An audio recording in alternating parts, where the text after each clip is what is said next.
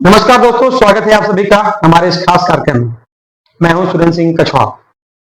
आज हम बात करेंगे पाघा क्षेत्र की, जहां कभी डकैतों का राज हुआ करता था, जहां डकैतों के फरमान से विधायक या सांसदी के चुनाव मात्र फरमानों से जीता करते थे। आज वो दौर नहीं रहा। आज दौर काफी बदल गया है। लोग खुल करके वोटिंग करते हैं और अपने नेता को चुनते हैं। हालांकि पाघा क्षेत्र चित्रकूट का काफी पिछड़ा इलाका माना जाता है। लोग पानी की समस्याओं से, यातायात यानी रोड की समस्याओं से काफी जूझते हैं। इसी के चलते लोग अपने नेता को भी चुनते हैं कि हमारी उन समस्याओं को सुने और हमारी समस्याओं का निराकरण करें। हालांकि नेता जनता को कैसे अपना गुमराह करते हैं या जनता को अपना समय देते हैं अथवा नहीं, वो जनता ही जानती है और जनता बताएंगी। लेकिन हमारे साथ हैं बहुत के युवा नेता रोहित सिंह पटेल, जो रामहित सेवा समिति के संस्थापक भी हैं। इनसे जानते हैं कि जो पाघा क्षेत्र है आज की क्या स्थिति है, भौगोलिक दशा क्या है, हम उनसे जानते हैं। पहले तो रोहित जी, आपका हमारे चैनल में बहुत बहुत धन्यवाद, स्वागत है। बहुत बहुत धन्यवाद पत्रकार जी। मैं आपके चैनल से सभी जनता जनार्दन को, देवतुल सभी को मैं सादर प्रणाम करता हूं, सभी का वंदन अभिनंदन करता हूं। रोहित जी हैं हमारे साथ और रोहित जी से हम जानते हैं कि रोहित जी का फुल परिचय क्या है, खुद बताएंगे हमारे दर्शकों को। रोहित जी, इसके पहले हमें अभी जानकारी मिली कि रामहित सेवा समिति है, काफी दिनों से समाज की सेवा करते रहे और शिक्षा के क्षेत्र में लोगों को काफी राहत पहुंचाई, काफी कंप्यूटर क्षेत्र में भी इन्होंने योगदान दिया। तो इनसे जानते हैं का कुछ परिचय हमारे दर्शकों के थोड़ा सा दीजिए, ताकि दर्शक आपके बारे में जाने, कैसे आपने समाज सेवा से और नेता, कहां से आपको एक प्रेरणा मिली कि आप नेता बने। बिल्कुल बताना चाहूंगा मैं। मेरा नाम रोहित सिंह पटेल है। मेरी जन्मभूमि बड़ी मणियन गांव में, और मैं अपनी जो पढ़ाई किया था वो 8वीं तक, 8वीं 9वीं मैंने बजरंग इंटर कॉलेज सपा से किया। 9वीं के बाद थोड़ा सा स्थितियां मेरी विपरीत हो गई, मेरे हिसाब से, मेरे परिवार के हिसाब से। तो कुछ समय के बाद हम लोग वापस इलाहाबाद गए और इलाहाबाद में अपनी पढ़ाई कंटिन्यू किया। इस बीच में हमने 2012 में एक शुरुआत किया समाज के क्षेत्र में, शिक्षा के क्षेत्र में। और शिक्षा के क्षेत्र में शुरुआत किया था हमने निःशुल्क कंप्यूटर कोचिंग चलाना जी। और होता क्या था सर कि निःशुल्क कंप्यूटर कोचिंग संस्थान में जैसे कि होता था कि हमारे 5 बैच चल रहे हैं, तो उसमें से 1 बैच या 2 बैच जैसे नीडी पीपुल आ जाते थे और उनके आय प्रमाण पत्र के हिसाब से या बीपीएल कार्ड के माध्यम से देख लेते थे, आरएनडी कर लेते थे कि ये फीस पे नहीं कर सकते हैं। तो उनको जितने भी वर्ड, एक्सेल, पावर पॉइंट, जिस तरीके से इंटरनेट, ईमेल तक जितना बेसिक कंप्यूटर फंडामेंटल होता था, हम अपने कोचिंग संस्थान के माध्यम से निःशुल्क चलाते थे 1 या 2 बैच कंटिन्यू। रोहित जी, आपने समाज सेवा में अच्छा योगदान दिया। हालांकि आपने जो है नशा मुक्ति का भी जो है आपने लक्ष्य रखा था, मुहिम कि लोग नशा से दूर रहें, और तो इसमें कितना सफलता आपको मिली?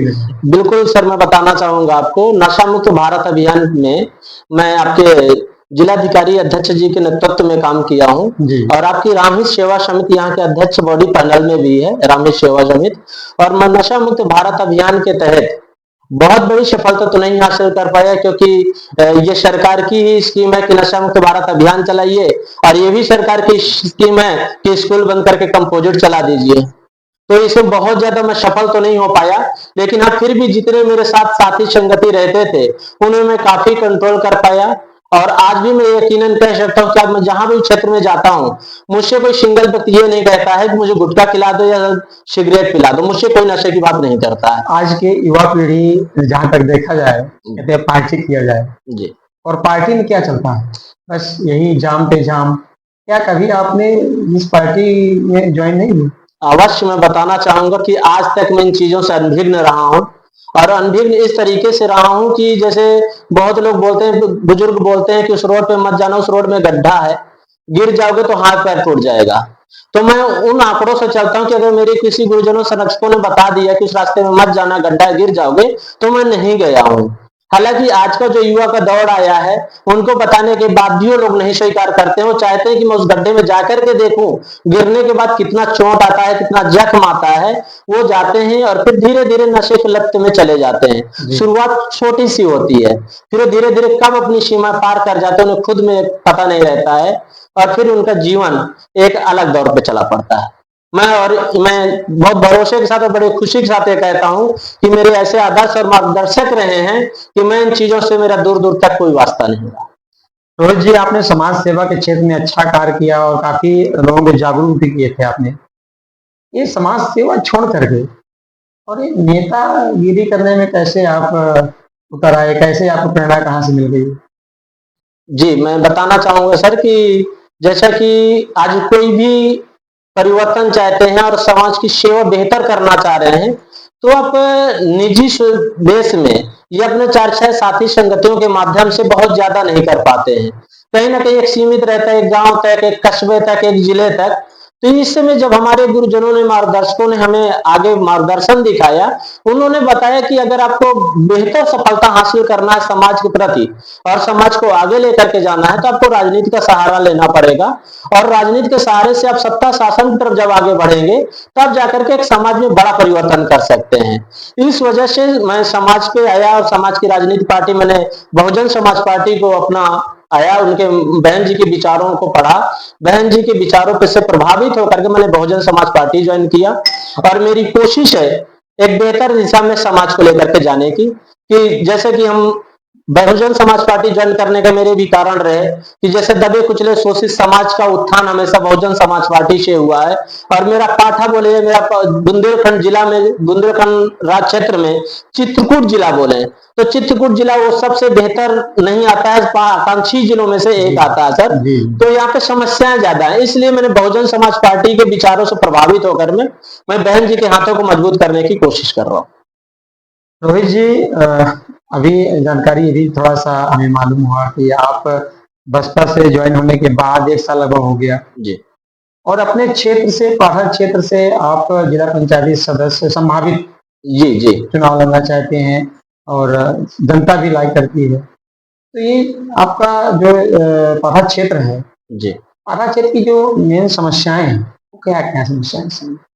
देखिए, पाठा क्षेत्र की सबसे बड़ी समस्या और अहम समस्या जो भी है, आज जैसे गवर्नमेंट की जितने भी शासकीय योजनाएं हैं, किसी भी हमारे पाठा में, या बोले पाठा नहीं, आप इवन पूरा चित्रकूट जिला उठा के देख लीजिएगा सर महोदय, आपके हमारे चित्रकूट जिले की जनता कोई इस बात से संतुष्ट नहीं है शासकीय योजनाओं को लेकर के। चाहे वृद्धा पेंशन हो, या विधवा पेंशन हो, या विकलांग पेंशन हो, या इवन आप जब से मोदी जी आए, डिजिटल इंडिया का जमाना आया, तब से हम हो या आप हो, हर महीने तो हम लोग केवाईसी करा कर थक चुके हैं। और हम लोग तो चलिए, हम लोगों के पास वाहन है, हम लोग शहर में रह रहे हैं, केवाईसी आज करा लो या कल करा लो या रोज करा लो, हमें एक बार दिक्कत नहीं होती है। सबसे बड़ी समस्या है हमारे यहाँ जो आवागमन की। आवागमन देखिए, हमारे यहाँ जो पाठा से जुड़े हुए लोग हैं, उनके पास जो रोज की दैनिक आय है बहुत ज्यादा नहीं है। जी। उनका जो पलायन चलता है वो किसी की बनी मजदूरी करके, हमारे यहाँ के जैसे किसान मजदूर के लोग हैं। और उसमें भी अगर किसानों के साथ, जैसे अभी इस बार इतनी वर्षा हुई इस बार कि हमारे तरफ के लोग धान के अलावा कोई फसल नहीं बो पाए, ना अरहर बो पाए, ना ज्वार बो पाए, ना तिल बो पाए, ऐसी कोई फसल नहीं बो पाए। सिर्फ एक ही फसल लग पाई बड़े मुश्किल से, वो भी धान। तो ये सबसे बड़ी समस्या है कि उनके जो दैनिक दिनचर्या में खर्चे वो भी भरपूर नहीं हो पाते हैं।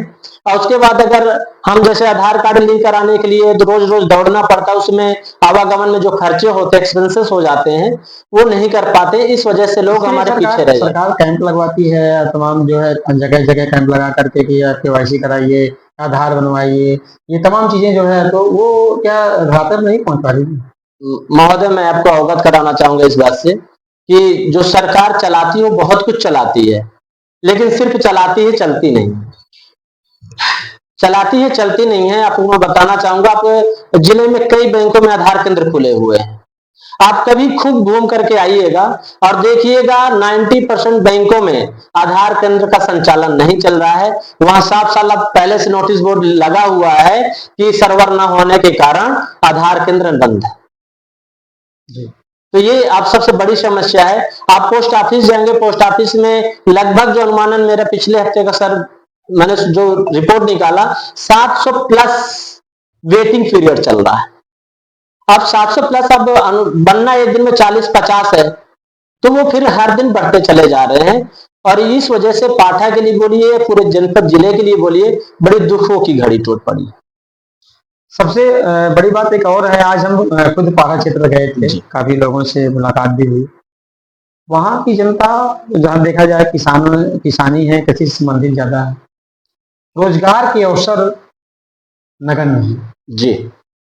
आप युवा नेता हैं और इस चीज को आप समझ सकते हैं कि जो लोग कृषि से संबंधित इस समय काफी लोग परेशान हैं, पानी बरसात लगातार हो रही है, देखे ना यहाँ कृषि काफी डाउन भी है।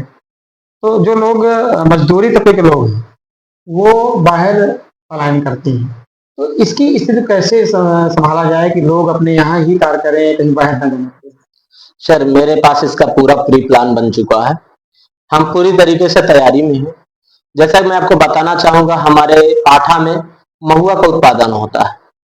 यह उसके बाद निम्न प्रकार के अन्न उपजाऊ किए जाते हैं और हर अन्न में हमारी जो कोशिश है, हमारी ये कोशिश है कि उनको स्वयं के प्रोडक्ट बनाने में हम कोशिश करेंगे और प्रदर्शनी के माध्यम से उनके रोजगार को बढ़ावा देंगे। जैसे कि कुम्हार है, बिरादरी के लोग हैं, वो अपने बर्तन बनाएंगे और उनके बर्तन बना करके हम प्रदर्शनी के माध्यम से उनके रोजगार को बढ़ावा देंगे।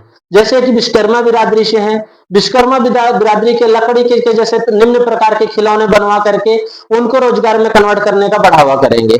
जैसे भी और अन्य कैटेगरी के लोग हैं, जैसे उनके पास पापड़ बनाना है या चिप्स बनाना है, ऐसे निम्न प्रकार के व्यवसायों को हम आगे बढ़ाने का कार्य करेंगे, जिससे हमारे यहाँ के लोगों को पलायन के लिए देश और प्रदेश ना जाना पड़े। यदि कोई भी सरकार आती है, जिला उद्योग केंद्र में जो उद्योग लगाने के लिए तमाम पैसा भी देती है, सरकार भी दे रही है, उसमें छूट भी दे रही है, तो आखिरकार वहाँ के लोग जागरूक नहीं है या वहाँ के लोग करना नहीं चाहते, ऐसा क्या है? मैं बताना चाहूंगा, ऐसा नहीं कि हमारे यहाँ के लोग जागरूक नहीं है।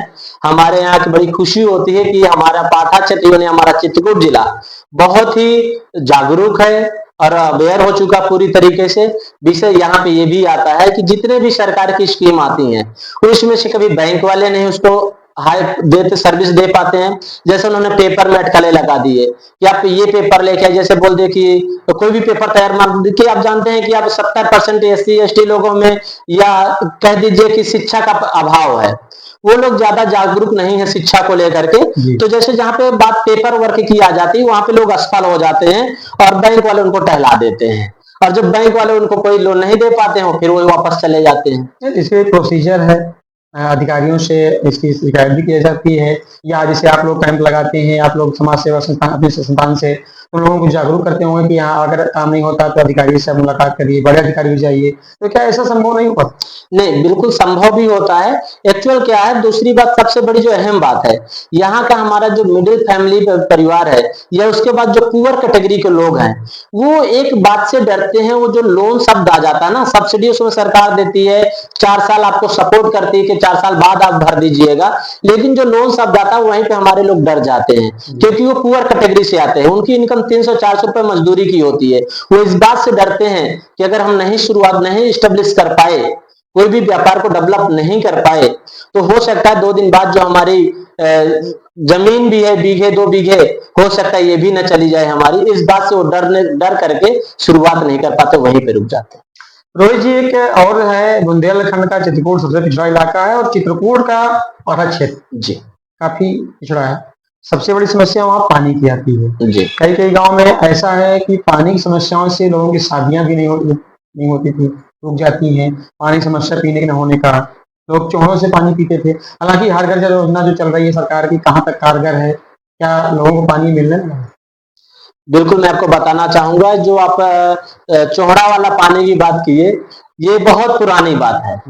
ये अनुमानन जहां तक मेरी उम्र हो गई 32 साल, इस 32 साल में हमने तो यही पेश किया है लेकिन 32 साल के पहले हमारे पूर्वज बताते थे कि हमें पानी की बड़ी समस्याएं हुआ करती थी, और फिर उसके बाद पाइपलाइन पड़ गई, पाइपलाइन से पानियों का संसाधन चालू हो गया। हाँ, समस्याएं होती हैं, जैसे लाइट नहीं है, टंकी में स्टॉक नहीं है, तो हो सकता है पानी 2 दिन 3 दिन ना आए और स्टॉक पॉइंट में दिक्कत हो जाती है। लेकिन पानी की जो मेन समस्या, जैसे अभी हर घर जल योजना नमामि गंगे के तहत चला है, ये पूरी तरीके से असफल है। ये भी धरातल में कहीं पे भी चले जाइए, अब मैं तो पूरा क्षेत्र घूमता हूँ, और विशेष करके आप जाइए जो पाटा का विशेष गांव है, जैसे आप अमचू, नेरुआ, मारकुंडी, टिकरिया, जमनिहा एवं उड़ेला, इस तरीके से गांव में आप चले जाएंगे तो वहां तो सिर्फ टोटी लगी हुई है जी और वहां टोटी लगी हुई है, टोटी से पानी नहीं आता है, और आता भी है तो शाम सुबह कभी आधा घंटे आ गया तो कभी नहीं आता है। तो इससे अच्छे, और हमारे जो लोग सरवाइव कर रहे हैं वो सरवाइव इस तरीके से, जैसे आपके खेत है और आपके घर ट्यूबवेल लगा हुआ है, तो आपका निजी ट्यूबवेल है, तो आप मानवता के नाते और इंसानियत के नाते से अपने गांव घर के लोग जो पानी लेने आते हैं आप उन्हें मना नहीं करते, इस तरीके से उनका गुजर बसर होता है। इस तरीके से हमारे पाठे के लोग वहन कर रहे हैं। हाँ, अगर आप जनता जनार्दन ने आशीर्वाद दिया और आप सबका प्यार बना रहा तो जरूर हम इस काम को मुहिम चलाएंगे कि जो भी आज समस्याएं हैं, शिक्षा है, स्वास्थ्य है, पानी है, जो हर घर की सबसे बड़ी किल्लत है, हम हर चीज में सफल हैं, हम एक ही बात में असफल हैं, अगर हम अपने आप को नशा से दूर कर लें तो मेरा ये मानना है कि हमारा पाठा नहीं, पूरा जिला या पूरा देश या प्रदेश हम बोल सकते हैं बहुत सुकून की घड़ी चलाएगा। क्योंकि हम हर दिन की, अगर हमारी इनकम 500 रुपए, 700 रुपए, 1000 रुपए, 2000 रुपए, जितने भी है, क्योंकि उसमें भी कैटेगरी बटी हुई है कि अगर 200 रुपए इनकम वाली व्यक्ति है तो उसको 70 रुपए वाली लेना है, तो अगर वो 700 रुपए वाला है तो उसको 150 रुपए वाला लेना है, अगर उसके 1000 रुपए इनकम वाला तो 300 रुपए, इस तरीके से कैटेगरी भी सबकी बटी हुई है। और अभी हमारे पाठा में पहले सिर्फ एक देसी मदिरा की दुकान हुआ करती थी और अब तो कंपोजिट भी हो चुकी हैं, तब वहां पे भी जो डिवाइडर था वो भी डिवाइड हो गया कि अब अगर 500-700 रुपए वाला है तो वो देशी में नहीं, अंग्रेजी में चला जाता है। तो जहां पे परिवार में कला हो जाती है, और मैं बड़े दुख से इस बात से शासन से कहूंगा, या सरकार की जो भी योजना है ये नशा की, ये बहुत ही गलत दिशा में युवाओं को ले जा रही है, बुजुर्गों को भी लिए जा रही है, और विशेष करके बड़े दुख से बता रहा हूं महोदय आपको, महिलाएं भी इसके शिकार होती जा रही है, जी जिसको मैं आपको बयां नहीं कर सकता हूं कि आप उठा करके देखिएगा, जिस घर की बच्चे तड़पते हैं पढ़ाई करने के लिए, बच्चे तड़पते हैं अपने शाम की रोटी के लिए, और माँ बाप हैं कि नशे में लुप्त है। रोहित जी, आप जो है, जो पीने वाले हैं, जो पीने के शौकीन हैं, एक तरह से उनके लिए शॉर्ट कर रहे हैं उनको, जो आप मना कर रहे हैं, हमारी सरकार बंद भी करे तो उनको जब पीने की लत लग गई है तो वो क्या करेंगे? आप पर तो जो है वो कुंठित हो जाएंगे कि यार हम पी रहे हैं और रोहित जी हमको जो है बिल्कुल, मैं इस बात की मुझे खुशी होगी कि अगर वो पीना छोड़ करके मुझे गाली भी दे ले तो मुझे बड़ी खुशी होगी। अगर कोई घर बन जाए मुझे भला बुरा बुरा बोल करके, तो मैं वो हंसते हंसते स्वीकार करूंगा। अगर मेरी कुछ चीजों से किसी के परिवार, किसी के नन्हे नन्हे बच्चों का परिवेश बदल जाए, मुझे कतई कोई ऐतराजी नहीं है कि मुझे कोई गलत बोलेगा या बुरा बोलेगा, मुझे उससे कोई दिक्कत नहीं। चलिए ठीक है, आप समाज सेवा के क्षेत्र में बहुत आगे रहे हैं और उसी भावना को लेकर आप जो आज ये बोला कि हमें कोई गाली भी दे लेकिन शराब पीना बंद कर दे तो हमारी खुशी की बात है। ये एक समाज सेवी व्यक्ति होता है उसके लिए एक गर्व की बात होती है कि हम कुछ कर रहे हैं, हम जिस चीज को ठान रहे हैं कि इस चीज को बंद कराना है, ये अब समाज की हिक्कत नहीं है और उसके लिए हम गाली ही नहीं, हमें कुछ सब खोना भी पड़े तो हम खो सकते हैं। ये समाज सेवी जो व्यक्ति है उसके लिए बहुत बड़ी बात होती है। हालांकि रोहित जी आप बहुत ही अच्छी बात कही और हालांकि हमारा क्षेत्र बहुत पिछड़ा है और ज्यादातर ये नशे पर जो ज्यादा लत लगी आ रही है, छोटे छोटे युवा बच्चे भी हमें देखता हूँ अभी जो एक गांजा की लत लगे जा रहे हैं, पढ़ने वाले छात्र हैं वो भी गांजा की लत में चले जा रहे हैं। तो उनको भी थोड़ा सा जो है इस चीज के लिए आप मैं कहना चाहूंगी संस्थान के माध्यम से कि जो इंटर के हैं और बीए बीएससी कर रहे हैं उन बच्चों को थोड़ा सा आप अपने संस्थान के माध्यम से विद्यालय जा करके और समझाने का काम करें तो ज्यादा एक अच्छा संदेश जाएगा। बहुत बिल्कुल बिल्कुल बिल्कुल, मैं पूरी कोशिश करता हूँ। आप देखे होंगे हर दिन का मेरा कोई ना कोई प्रोग्राम रहता है, चाहे वो गरीब बस्तियों में जा करके या जरूरतमंदों की बस्तियों में जा करके कोई भी कैंपेन करना हो, चाहे वो नशा मुक्त का हो या निःशुल्क वृद्धा पेंशन, विधवा पेंशन, आधार कार्ड की समस्या का हो, मैं हमेशा जनता के बीच में ही रहता हूँ और कोशिश करता हूँ कि कोई ना कोई मेरी वजह से, मेरी हमेशा की ये कोशिश रहती है कि अगर मैं 100 लोगों को बोलूं या 10 लोगों को बोलूं या 1000 लोगों को बोलूं, अगर पूरे साल में मैं एक भी लोगों को सुधार पाया तो मेरा जीवन जीने का स्वार्थ है। रोहित जी, एक आप राजनीति की बात थोड़ा सा करते हैं कि आप जो है समाज सेवा तो कर ही रहे हैं और राजनीति में आ गए हैं इधर और बसपा ज्वाइन किया है। जी सबसे बड़ी बात तो ये है कि आपका समाज ज्यादातर सपा भाजपा में ज्यादातर देखा जा रहा है। आपने उनकी प्रेरणा से बसपा में ज्वाइन किया और बसपा की क्या मोटो है?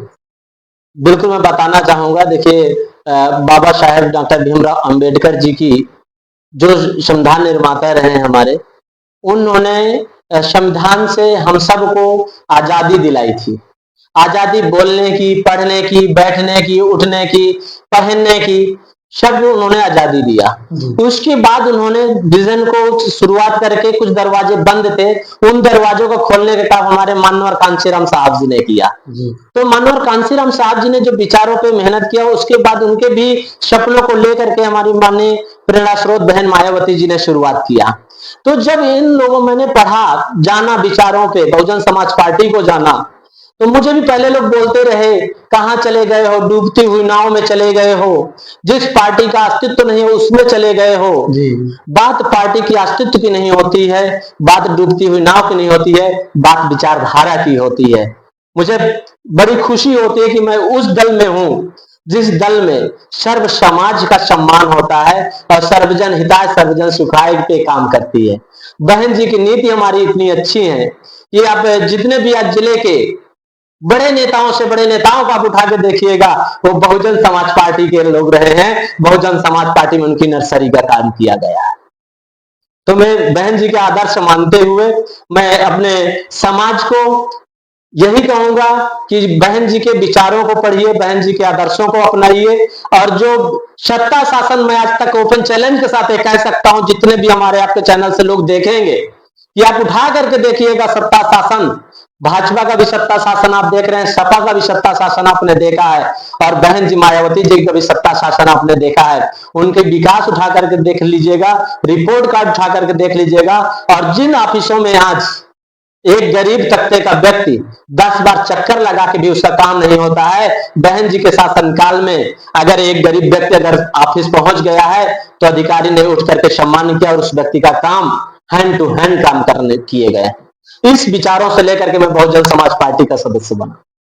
चलिए, बहुत बहुत धन्यवाद आपका हमारे चैनल में आने के लिए। तो ये हमारे साथ थे रोहित सिंह पटेल जी, जो रामहित सेवा संस्थान की समिति चलाते हैं और बसपा से युवा नेता भी हैं। और सबसे बड़ी बात यह है कि पाठा क्षेत्र से के रहने वाले हैं और पाठा की धरती के बारे में ये भली भांति परिचित हैं। वहां पर कैसे किस तरह से विकास करनी है। हालांकि मैं एक कुछ थोड़ा सा एक प्रश्न हमारा और रह गया है और हम आपको थोड़ा सा लास्ट क्वेश्चन है। जी जी पाठा क्षेत्र से ही सपा के विधायक हैं जी और उन्होंने भी अपनी संस्थान सेवा संस्थान चलाई थी, लगातार दौड़ रहा, जिला पंचायत सदस्य रहे, उसके बाद जनता ने उन्हें मौका दिया तो विधायक भी बने। तो क्या उन्होंने कुछ काम नहीं किया? नहीं, ऐसा नहीं है, उन्होंने बहुत कार्य किए हैं और समाज को आज जो पाठा की जागरूकता देख रहे हैं वो माननीय विधायक जी की देन है, माननीय अनिल प्रधान जी की देन है कि जो हम जैसे युवाओं में जागरूकता आई है, राजनीति में आगे बढ़ने का अवसर मिले हैं। तो और समाज में जो आज भी बढ़ चढ़ के हिस्सेदारी ले रहे हैं, पूरे जिले में देखिएगा आज सबसे आगे पाठा के क्षेत्र के युवाओं में जागरूकता है, वो माननीय विधायक जी की देन है। और उन्होंने बहुत संघर्ष करके, उन्होंने जो 15 सालों में जो संघर्ष किया है वो बड़े बड़े नेताओं तो मुझे लग रहा है सैकड़ों सालों में भी नहीं किए होंगे। तो किस क्षेत्र में जागरूकता ज्यादा है? उन्होंने तो हमेशा देखिए किसानों की लड़ाई लड़ी है।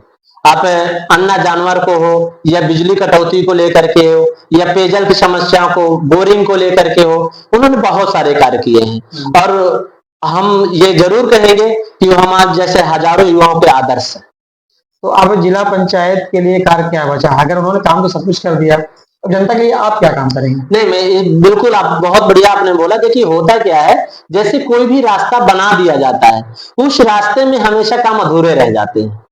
आप ये भी आप चित्रकूट से बजरंग इंटर कॉलेज सपा गए होंगे, तो आप देखे होंगे रास्ते में कई जगह डिस्टर्ब है। देवांगना घाटी में कई पत्थर नीचे आ चुके हैं रोड से, या ऊबड़ खाबड़ है, बहुत सारी दिक्कतें होती हैं। तो उसके बाद जब उन्होंने अपने सदर सीट में चले गए, तो उसके बाद वहां की जो गतिविधियां हैं जो सुचारू थी, वो रुकावट में हो गई। तो अब इस समय पाठा की जनता चाह रही है कि पाठा का कोई लाल आए, और हम आप कहने का मतलब है कि अब वो विधायक गए हैं, विधायक बनने के बाद पाठा पर ध्यान नहीं दे रहे?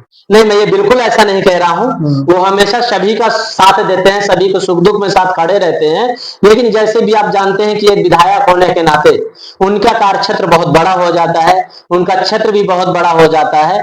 तो उसके बाद जैसे वो पहले हैंड टू हैंड किसी के हमदर्द बन जाते थे, वो तो संभव नहीं है। और वो संभव नहीं है। और हर जैसे कि वो पहले वृद्धा पेंशन, विधवा पेंशन, डोर टू डोर, या मैं ये भी कहूँ कि मेरे माता जी का भी वृद्धा पेंशन उन्होंने जाकर के बनवाया था। माननीय जी ने और उनके सहयोगी साथी प्रदोष भाई साहब ने मेरे घर जाकर के मेरे माता जी को उन्होंने वृद्धा पेंशन बनवाया था। तो अब तो उनसे संभव नहीं हो सकता ना। जब उनका समय था तब उन लोगों ने किया। अब कुछ जिम्मेदारी हमें मिली है समाज की, कुछ जिम्मेदारी पाठा ने हमें दिया है, हम उस कार्य को करने में बढ़ावा दे रहे हैं। तो क्या आप मानते हैं कि आपके मार्गदर्शक वो भी वही? देखिए मैं ये तो नहीं कह सकता हूं कि वही है, लेकिन मैं जरूर कहूंगा हाँ हमारे मार्गदर्शक वो भी। आपको यदि बसपा और जनता आपको जिला पंचायत सदस्य बना देती है, तो पाठा क्षेत्र के विकास के लिए क्या करोगे आप? देखिए आप बहुत बड़ा बात पूछे हैं, और मैं चाहूंगा कि अगर बहुजन समाज पार्टी की मुझे अवसर देती है ये सर्वे करा करके कि नहीं ये जो हमारा कार्यकर्ता है ये धरातल पे कार्य करता है, समाज में मददगार है, समाज की में मदद करता है, और जनता का ये आशीर्वाद जो मैं करता हूं। मैं आज किसी पद में नहीं हूं, और जब मैं राजनीति में नहीं आया था, राजनीतिक पार्टी नहीं ज्वाइन किया था, तो उसके पहले भी समाज में पिछले 10 साल से समाज में काम किया हूं।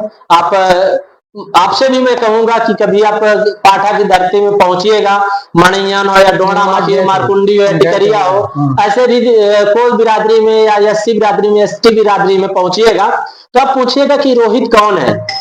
मैं यकीनन कह सकता हूं कि जब भी मेरी गाड़ी वहां लगती है तो छोटे बच्चों को चेहरे पे मुस्कान और बुजुर्गों की एक उम्मीद जगती है, साथ बहुत विशेष करके जब मेरी गाड़ी सर्दी में पहुंचती है, क्योंकि मैं अपने सभी सहयोगियों की मदद से मैं हर शीतकाल में 1000 कंबल से प्लस कोशिश करता हूं जरूरतमंद तक पहुंचाने के लिए, डोर टू डोर। तो ये खुशी होती है जब वो माताएं बुजुर्ग ओढ़ती हैं और कहती हैं ये तू ही मेरा लाल है। बस यही सुनने के लिए तो मैं भूखा रहता हूं। जब छोटे बच्चों के मुस्कान पे टॉफी देता हूं और उन बच्चों को पेंसिल देता हूं, पेन पकड़ाता हूं, जब वो बच्चे कहते हैं तो हमारे रोहित भैया आए हैं, बस यही तो मुझे चाहिए। इस जनता मुझे ये सब दे रही है, मैं सब कुछ पा लिया, और बाकी जो कुछ है वो आप सब दे ही रहे हैं। चलिए आप हमारे चैनल में आए, आपका बहुत बहुत धन्यवाद रोहित जी। तो ये थे रोहित जी जो बसपा के युवा नेता हैं और संभावित जिला पंचायत सदस्य की जो है चुनावी रणनीति को अपना रहे हैं, और पूरी कोशिश कर रहे हैं कि अब वहाँ चुनाव हो उसमें इनको बसपा से टिकट मिले और ये जो है जिला पंचायत सदस्य हो, ये इनकी पूरी कोशिश है। हालांकि जनता पर डिपेंड करती है कि जनता इनको कितना जो है इनके साथ है, और अभी मेहनत पर बहुत करना बाकी है अभी रोहित जी को।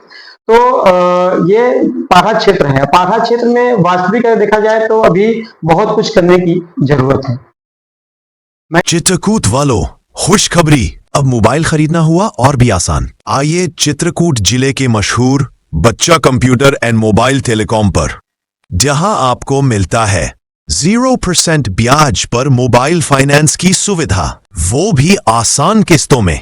बस लाओ आधार कार्ड और ले जाओ अपनी पसंद का कोई भी स्मार्टफोन, चाहे वो हो सैमसंग, रेडमी, वीवो या कोई और ब्रांड, बिना 1 रुपये ब्याज दिए। पता याद रखिए, मोबाइल मार्केट, बस स्टैंड, करवी, चित्रकूट। तो अब रुकना कैसा, आज ही आइए, मोबाइल फाइनेंस कराइए और स्मार्ट बन जाइए। बच्चा कंप्यूटर और मोबाइल टेलीकॉम, भरोसे का नाम, चित्रकूट का ब्रांड। जीरो ब्याज, जीरो टेंशन, अब हर जेब में स्मार्टफोन। सिर्फ आधार कार्ड लाओ, बिना डाउन पेमेंट मोबाइल ले जाओ। बच्चा मोबाइल, जहां हर सपना है किस्तों में पूरा।